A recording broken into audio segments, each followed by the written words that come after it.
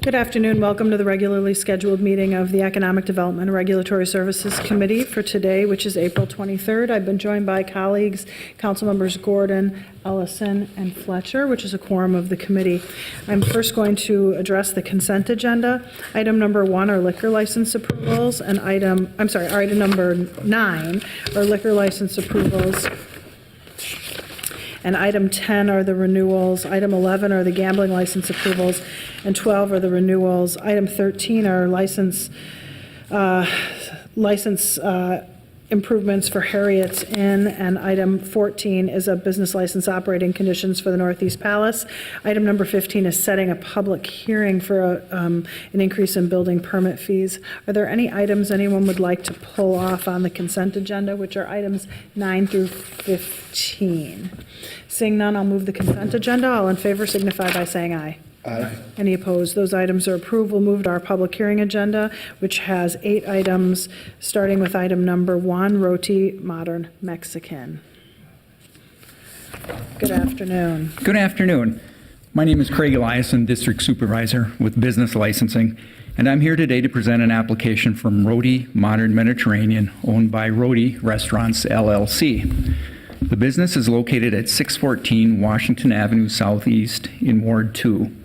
The applicant has held a restaurant license at this location since February of 2019 and is now applying for an on-sale wine with strong beer license, no live entertainment, and a sidewalk cafe license.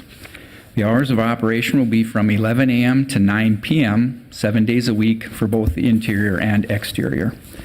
They have indoor seating for 48 patrons and outdoor seating for 12 patrons in the sidewalk cafe. On April 1st, notices were sent to residents and property owners within 600 feet of the premises, and multi-unit apartment buildings were posted.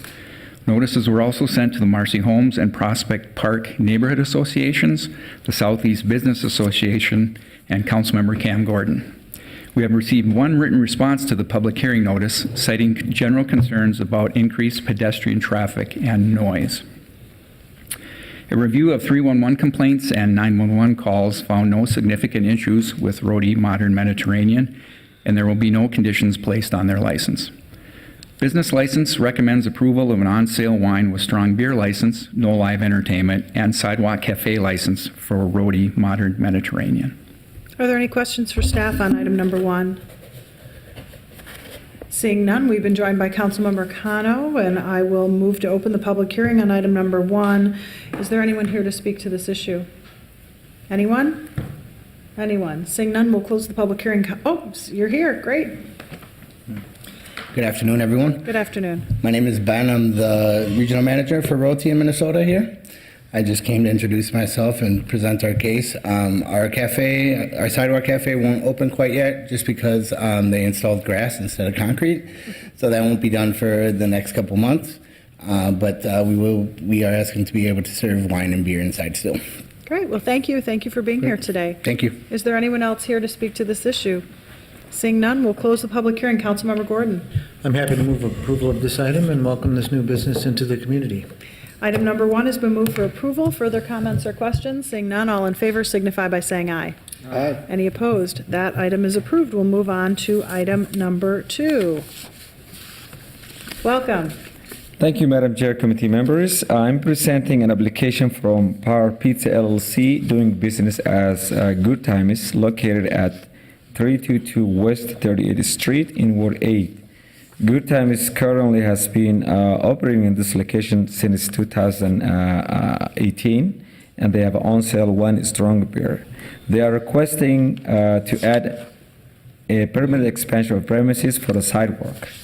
The total seating for the sidewalk is 10 seats, and there will be no live entertainment or outdoor speakers for the sidewalk.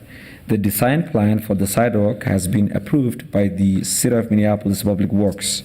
The proposed hours of the sidewalk are 4 p.m. and 10 p.m. daily. Notices of the public hearing were sent to residents and property owners within 300 feet of the premises. Notices were also sent to Kingfield Neighborhood Association, Southwest Business Association, and Council Vice President Andrea Jakenes. We have received 6 responses, 5 support for the license, and one commercial neighbor had some concerns about noise and smoking from the sidewalk. A review of 311 calls and police calls found no significant issue concerning establishment. The Licenses and Consumer Service Division recommends approval for the sidewalk cafe license and the expansion of the premises. Thank you. Are there any questions for Mr. Ishmael? Seeing none, thank you for that report. We'll open up the public hearing on item number 2, which is a sidewalk cafe license for Good Times. Is there anyone here to speak to this issue? Please step forward, state your name and address for the record. My name is Jim Teeter. I live at 1318 West 47th Street. I have a letter of authorization to speak on his behalf from the owner of the yoga place, which is adjacent. First, I'd like to say that this business is not in operation today, although it may have had an operating license. It's not open, and any reports of police activity or a lack of police activity are irrelevant because the building is not occupied. Second, I regularly ride my bicycle down Grand Avenue, 46 and Grand, 42nd and Grand, have much wider sidewalks than 38th and Grand, and I believe that the space is tight, to say the least, to support tables on the Grand Avenue side of Good Time Pizza. So if you were going to have tables, I suggest that they be restricted in size. The other 2 intersections I mentioned have about 4 more feet of concrete for the tables to sit on than this particular intersection. The adjacent neighbor that's concerned about smoke is a yoga studio, so it's health-conscious people that would prefer not to be breathing outdoor smoke or indoor smoke. Anyway, you got any questions? Nope. Okay, thank you. Thank you for your testimony. Is there anyone else here to speak to this issue? Please step forward, state your name and address for the record. Hi, my name is Franz Gilbertson, and we're working on opening Good Times on that corner. And really, our design for the outside seats is just a westward-facing bench built along the wall on Grand Avenue, which is about a 12-foot sidewalk, I believe, and the bench will only occupy about 2 feet. Be about room for 10 people facing west and some integrated small tables, 4 small tables built into the bench.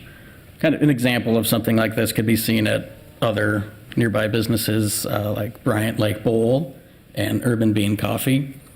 And that's kind of the extent of it. We wouldn't allow smoking outside. We would post a sign inside and out if need be to, and staff would be trained to enforce that policy. And, we'd be willing to work with our, neighbors in any other way to limit noise or disruption to their business. Thank you for your testimony. That's it. Is there anyone else here to speak to this issue? Anyone? Anyone? Seeing none, I'll close the public hearing. Councilmember Fletcher. I'll move approval. Approval has been moved. I'll note for members of the committee in the written packet, there is a drawing of the proposal, and it is a 12-foot right-of-way. So the tables would take up about 2 feet total, which would leave 10 feet of right-of-way, which seems to me to be acceptable, not over what ADA requires, and fairly acceptable for a right-of-way. On the motion to approve, all in favor signify by saying aye. Aye. Any opposed? That item is approved. We'll move on to item number 3. Mr. Schmel. Thank you, Madam Chair, committee members. Our next application or applicant is from Lopro Inc., doing business as the Lopro, located at 4244 Nicollet Avenue in Ward 8. Lopro currently has on-sale wine with strong beer, no live entertainment. They have been operating this location since 2011. They are requesting license upgrade for an on-sale liquor with Sunday sales, no live entertainment. There is no change in the type of entertainment that they are offering. They have an indoor seating for 78 and outdoor for 16, and there is no change for their hours of operation. Notices of the public hearing were sent to residents and property owners within 600 feet of the premises. Notices were also sent to the Kingful Neighborhood Association, Southwest Minneapolis Business Association, and Council Vice President Andrew Jenkins. We have received 6 responses, 5 responses support for the license upgrade, and 1 neighbor has concern about parking and blocking for the sidewalk. A review of 311 calls and 911 calls found no significant issue concerning this establishment. The License and Consumer Service Division recommends approval of an on-sale liquor with Sunday sales, no live entertainment for the Lowbrow. Thank you. Thank you. Are there any questions for staff? Seeing none, we'll open the public hearing on item number 3, which is an on-sale liquor with Sunday sales, no entertainment for the Lowbrow. Is there anyone here to speak? Hi, I'm Heather Please state Bray. your name and address for the record. I'm Heather Bray. I live at 3928 26th Avenue, and I own the Lowbrow. We've been open since January of 2011, and we've had no complaints from anyone in our community, and we're really proud of being kind of an integral part of the Kingfield neighborhood in our community. We have a Dine Out Give Back program every Monday night at the Lowbrow, where we give 10% of our sales of the evening to a local nonprofit, which we invite you all to come eat with us on a Monday night and Dine Out Give Back. And we think that this is a great opportunity to give our guests more options, and we're really excited that the voters of the city of Minneapolis approved this in November and gave us all as a business community the opportunity to increase our sales and give more tax dollars to the city. Thank you for being here today. Is there anyone else here to speak to this issue? Anyone? Anyone? Seeing none, we'll close the public hearing. Councilmember Ellison. Madam Chair, I will move approval of this item. Approval of item number 3 has been moved. Further comments or questions? Seeing none, all in favor signify by saying aye. Aye. Any opposed? That item is approved. We'll then move on to item number 4.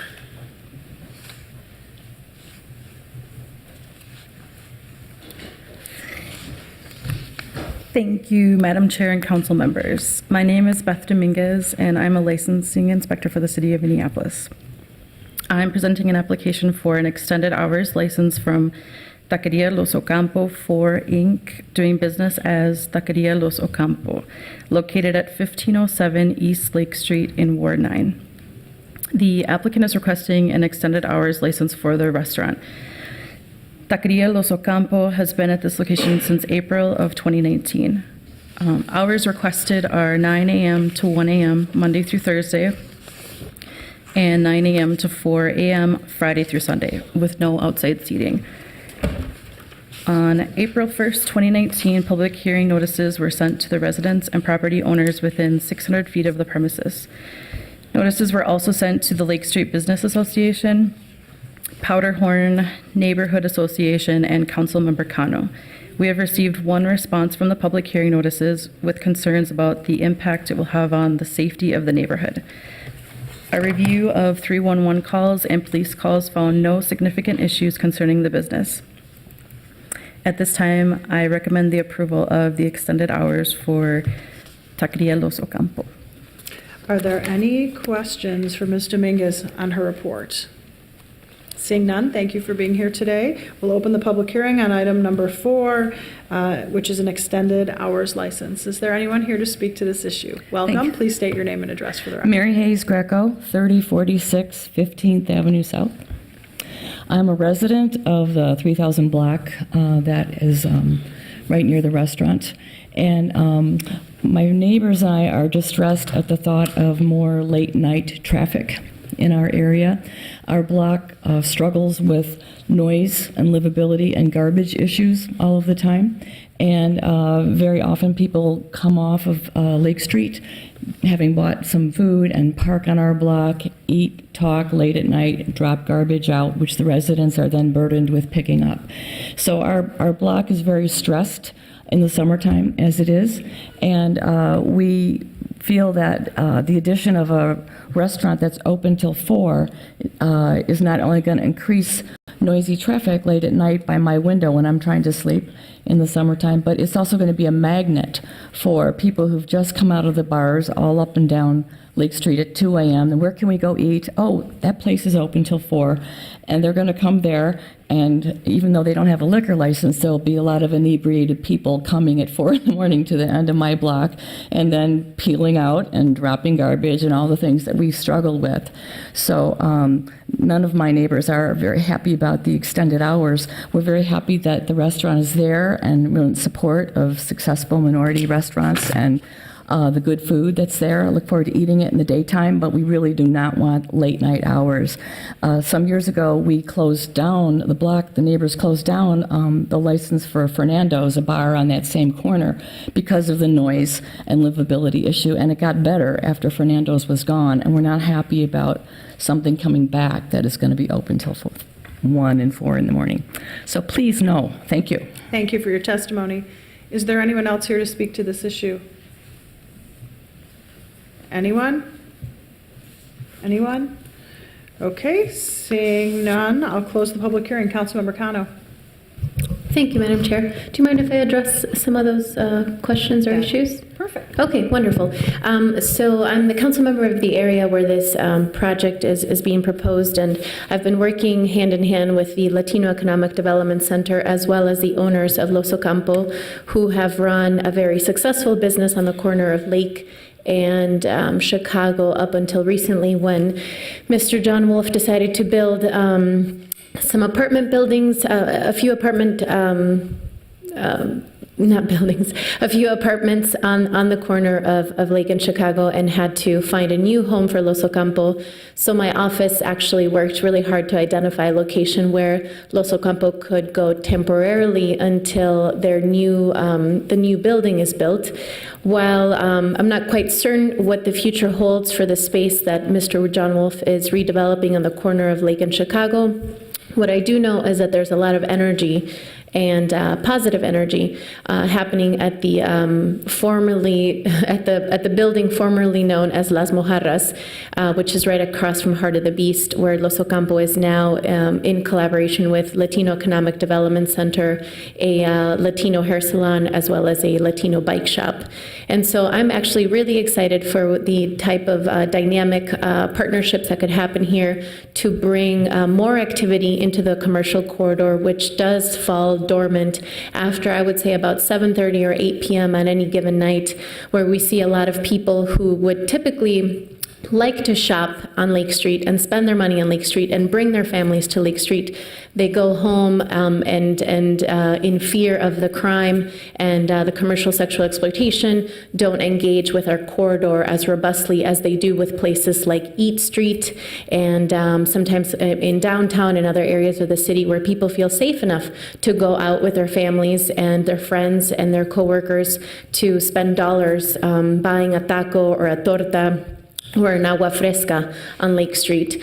So we do know that there are challenges when it comes to providing more garbage pickup services for racially concentrated areas of poverty of the city, such as the one that we're talking about now. And that's an issue that we're actively looking at with our Public Works team, as well as the cultural district's work that we're doing. I'm confident that we will be able to get to a resolution on that soon in the coming months and with this budget cycle.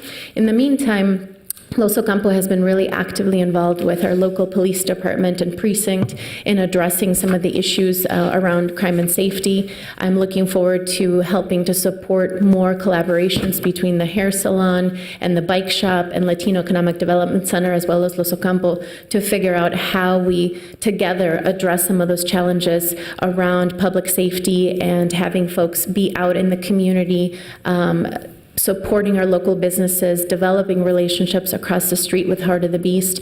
So I'm not afraid of having Los Ocampo here. I think it's a welcomed commercial business activity that will help bring the right type of presence and eyes onto the street. I will say that I'm a patron of Los Ocampo. I've been there at 2 a.m. I've been there at 3 a.m. I've never experienced any problems or felt unsafe in any way, shape, or form. Never bumped into anybody that's inebriated or disrespectful. Some people might be coming home from the dance club, such as I have done with many of my friends on numerous occasions. And it's all about being able to come home, grabbing something to eat, debriefing with your friends, building community, high-fiving the local folks, talking to the workers. I have not really experienced some of the negative issues that have been presented. Not to say that they might not happen or they couldn't happen, but to say that I think we have a lot of people who are willing to work collaboratively and positively to address any issues should they happen. And my office has already been engaged with this development project for the last 3 months, as well as CPED and our 3rd precinct. So I will happily move this forward item for consideration for our committee. Thank you, Madam Chair. A motion has been made to approve the extended hours license. Any further comments or questions? Seeing none, the public hearing, I'm sorry, is closed. Sorry about that. Noted. All in favor signify by saying aye. Aye. Any opposed? That item is approved. We'll move on then to item number 5.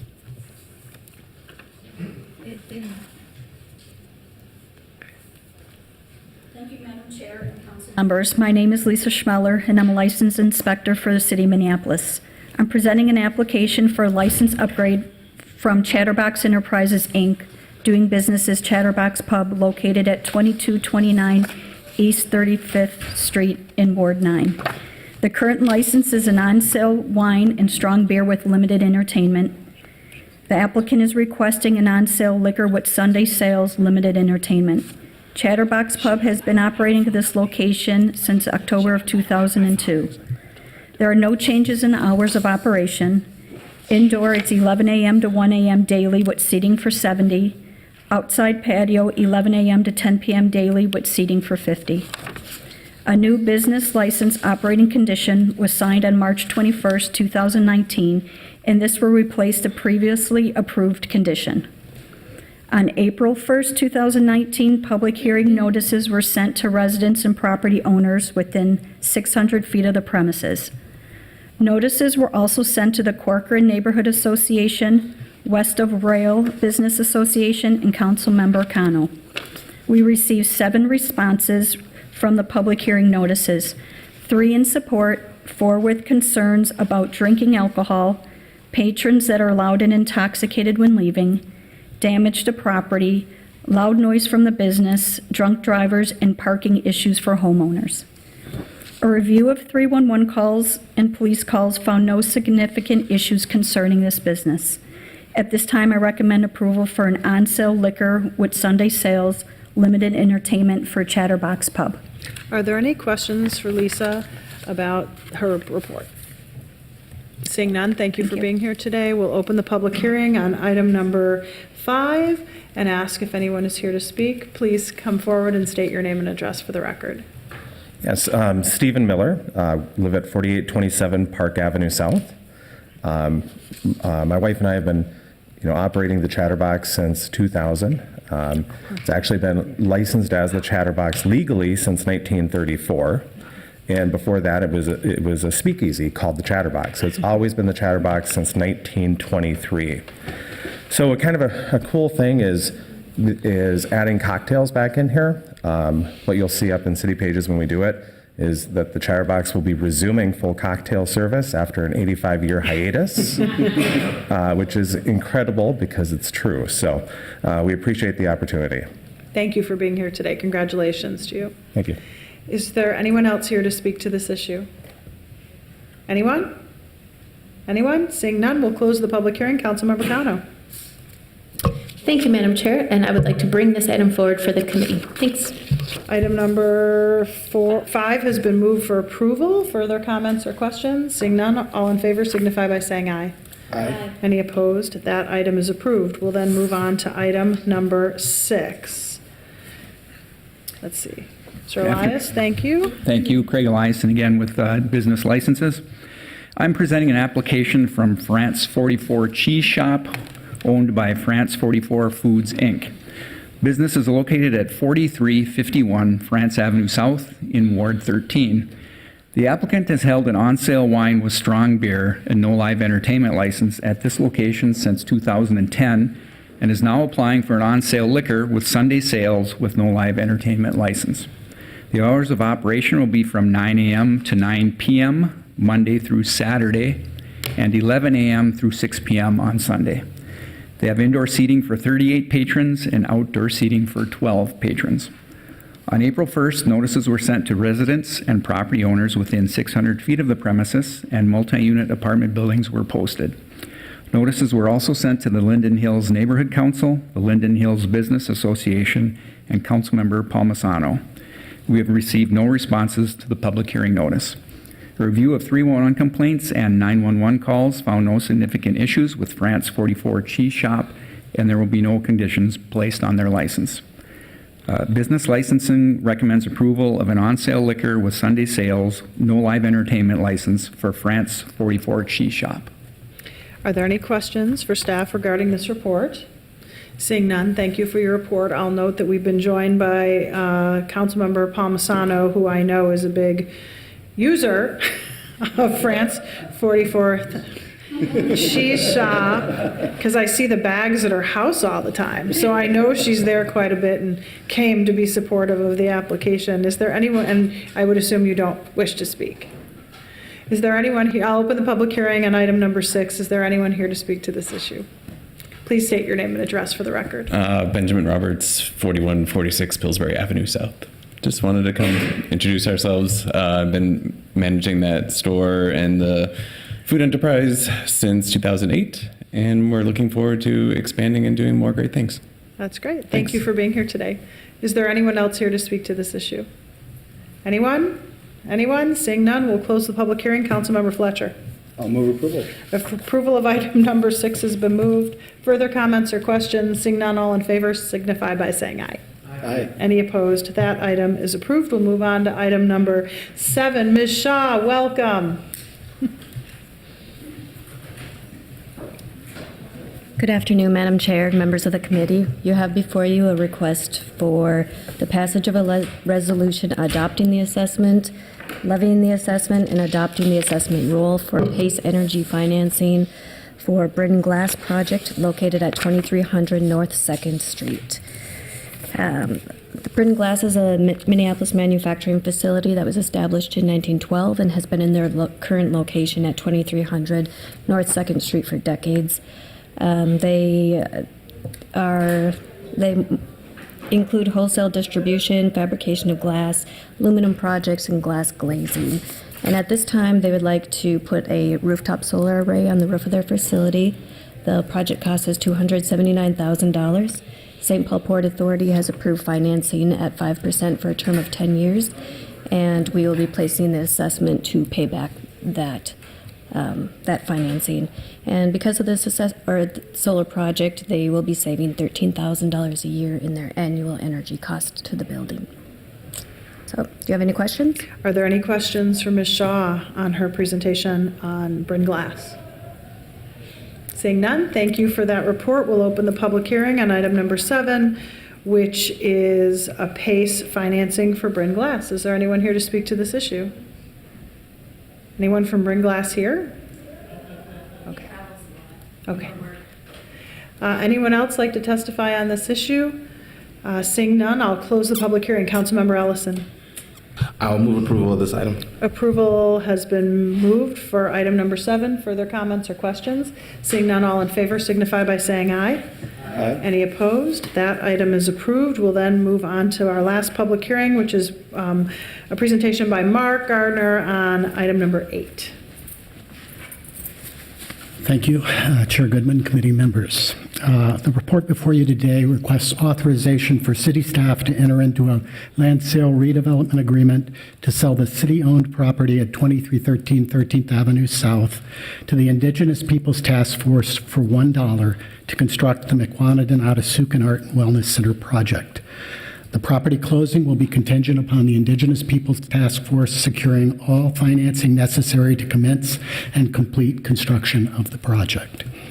For more than 25 years, the IPTF has provided culturally based health and educational services to Native American youth and adults, as well as community residents in the Phillips community, to address significant health and economic disparities and promote wellness and cultural vitality.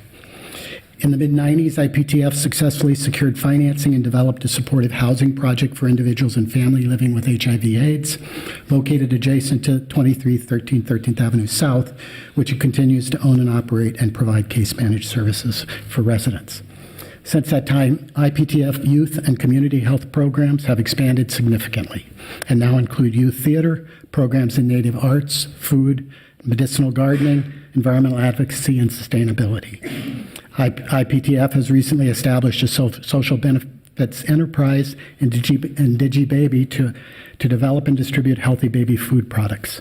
IPTF's annual budget has increased to nearly $1.4 million per year. 2313 13th Avenue South is a vacant 0.8-acre property that has been in the city's development inventory since 1994. In 2015, in response to a city request for proposals, IPTF was awarded exclusive development rights to develop the McQuanadan Outasukan Art and Wellness Center project, which is a 12,000 square foot community center to consolidate and expand its programming and administrative services. In addition to offices and case management spaces, the project will include commercial kitchen, community gardens, small theater, art workshops, and gallery space, and space to support additional neighborhood partnerships and expanded programs. The building design and site plan incorporate green building materials, renewable energy systems, native plantings, and best management practices for stormwater recycling. Since securing exclusive development rights, IPTF has made significant progress towards implementing the development. Land use applications have been approved by City Planning Commission, which has also approved the proposed land sale as consistent with the city's comprehensive plan. IPTF has an experienced development team and capital campaign committee members. The $5 million Art and Wellness Center project will be financed primarily with a combination of IPTF capital campaign proceeds, new market tax credit equity, and a bank loan.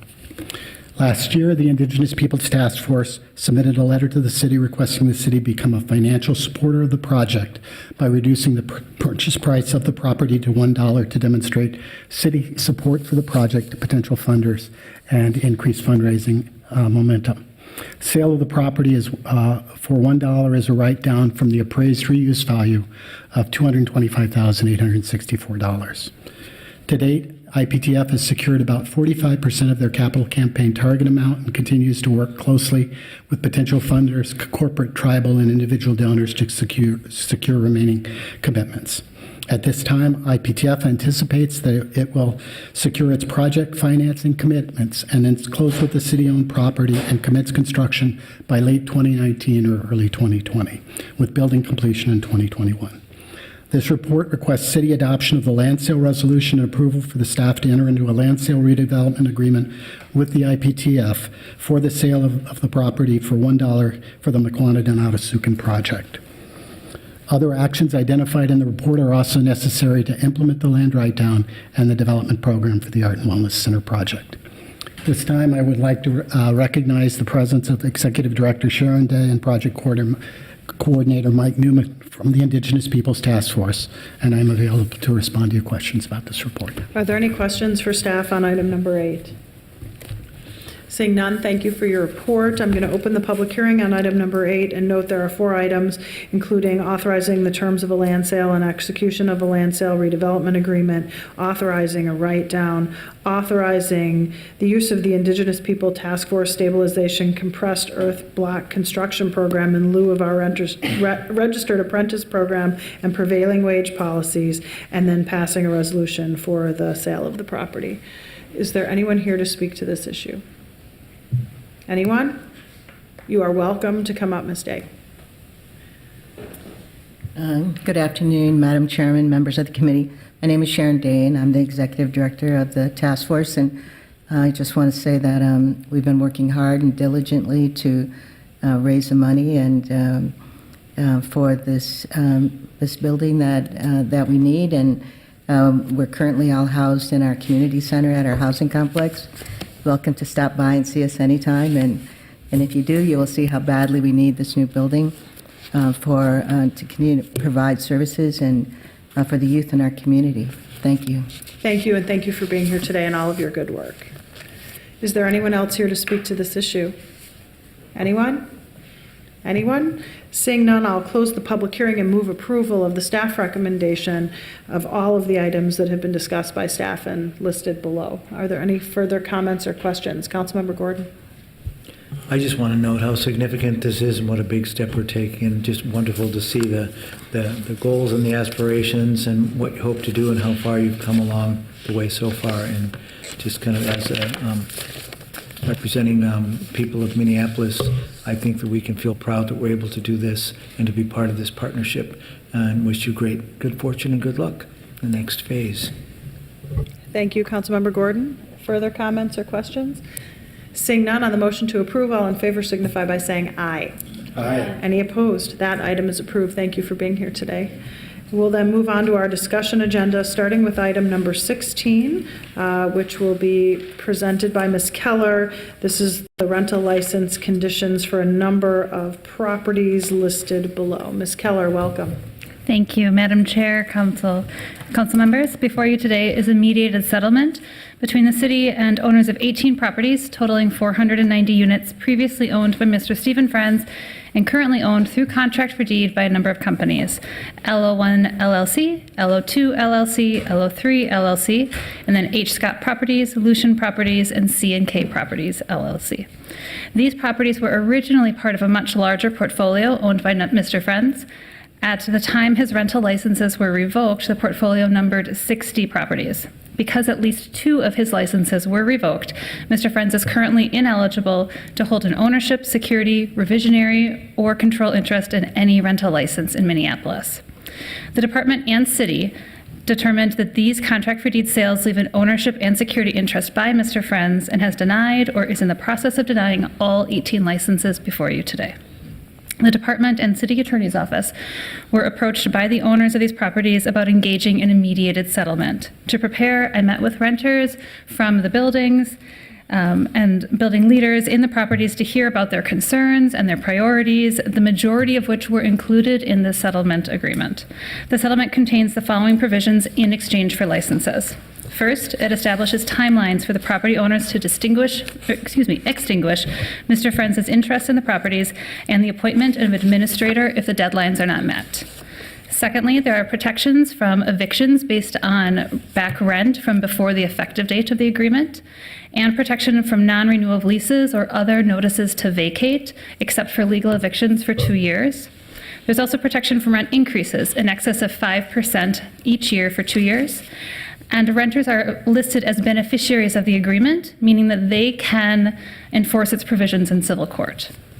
With the exception of 2726 Girard, owned by Lucian Holdings LLC, the property owners also agreed to additional property management and maintenance practices, including such provisions as providing written leases and rent receipts to all renters, maintaining a 24/7 emergency maintenance telephone line and a physical office location with posted office hours, communicating official business with renters in writing and in the language preferred by the renter, providing 24-hour notice before entering a unit, attending a building meeting if at least 25% of the renters in that building request it, abating all inspector orders on or before the due date, and posting repair plans conspicuously throughout the building, and responding to heat and water leak complaints within 6 hours and all other complaints within 24 hours. In addition to these property management and maintenance practices, 65% of the portfolio for those 17 properties, or about 300 units, must remain affordable at 60% AMI for 10 years. Additionally, the property owners will submit monthly documentation to the city for a 6-month period showing their adherence to these provisions. If there is a material breach of the settlement provisions during this period, an independent property management company will be put in place for the entire portfolio of that owner for 2 years.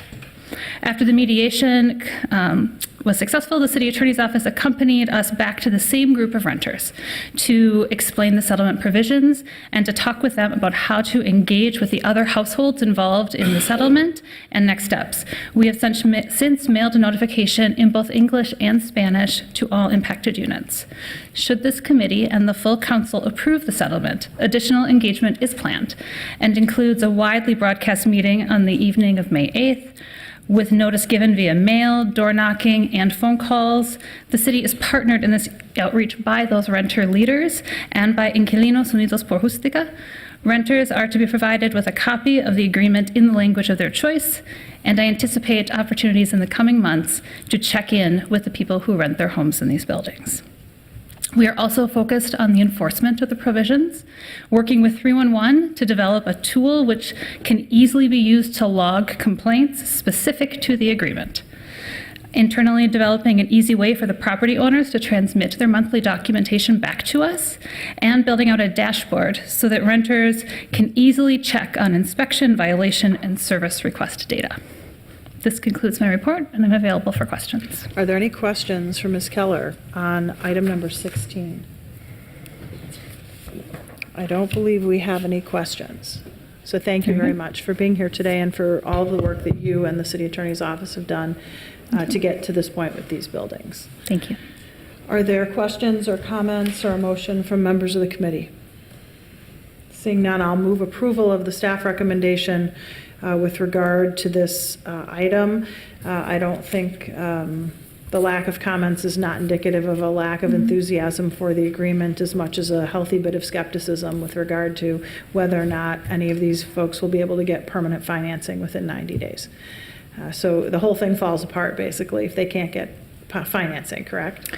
So, Chair Goodman, should financing not be obtained, or at least a understanding or a promise of financing within 90 days, then they have an additional 60 days to close.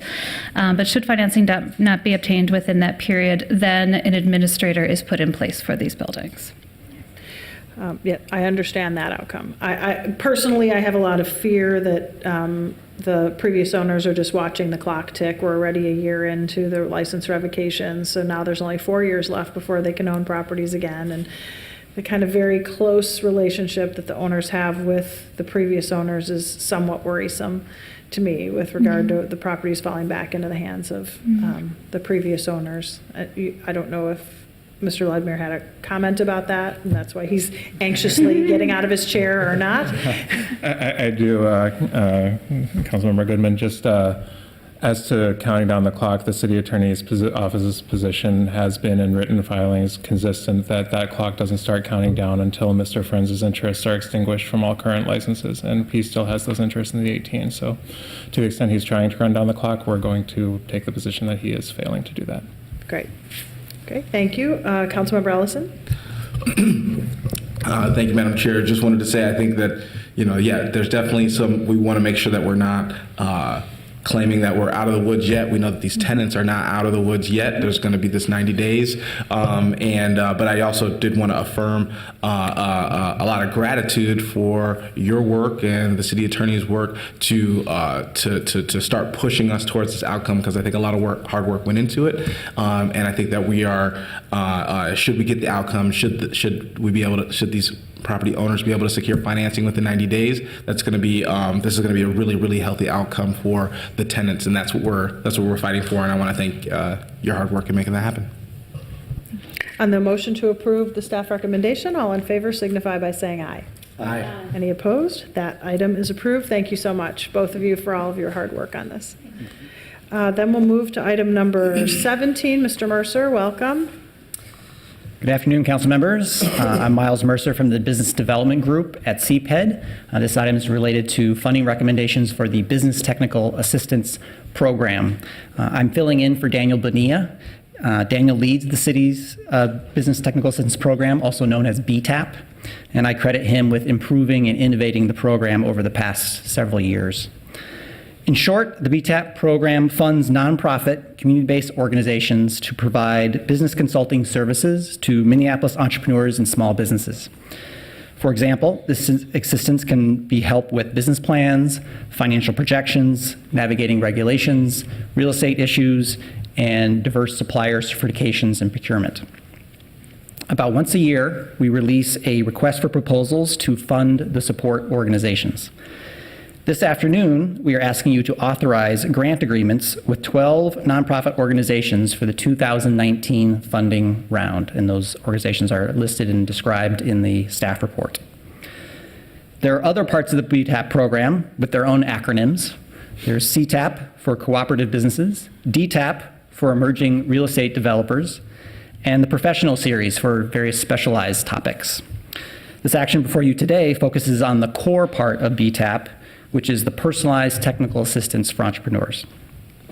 For this RFP, we received 15 proposals requesting a total of over $1 million. Staff recommends awarding $520,000, which makes the evaluation process very competitive. The group of 12 recommended organizations reflect a range of demographic, cultural, and geographic communities around the city. Staff believes these recommendations will help BTAP to maintain its strong performance helping entrepreneurs, particularly those who are people of color, Indigenous people, and immigrants. In 2018, BTAP served 391 businesses. The technical assistance supported the creation of 301 new jobs and the retention of over 1,000.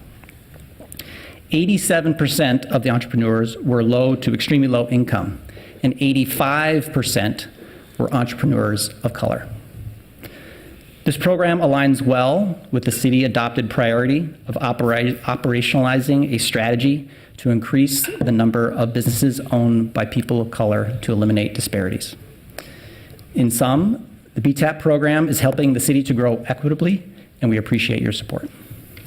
Are there any questions for Mr. Mercer on item number 17? Okay, seeing none, I'm going to move approval of the staff recommendation. I just had one comment, which is I had the opportunity to read the written report from BTAP over the weekend, and I really love the way that you've identified who benefited, who participated, broke it down by ward, broke it down by business, so that those of us who run into folks who have been affected by this program have the opportunity to ask them about it. In fact, I thought the summary was so good, I wanted to have an update about it in my Lunch with Lisa meeting, because I really think this is an example of a program that is now maturing at 6 years old and has worked very hard to be inclusive, and now we need to be measuring results probably as best as we can. So I really look forward to the next phase of the work on this program, which will give us some actual tangible results of all of the training we've been doing with businesses in the area. And I want to commend you and your team, especially Daniel, for the way that that report was put together and sent to us. The timing was really good, and I really thought the information was helpful. Further comments or questions on item number 17? Seeing none, all in favor signify by saying aye.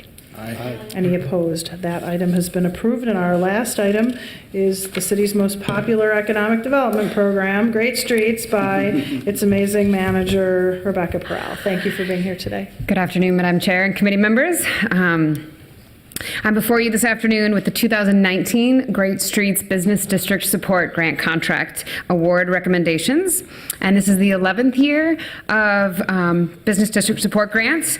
And as well, we received the largest number of proposals this year at 26 from a variety of different nonprofit organizations that work in commercial district revitalization across the city.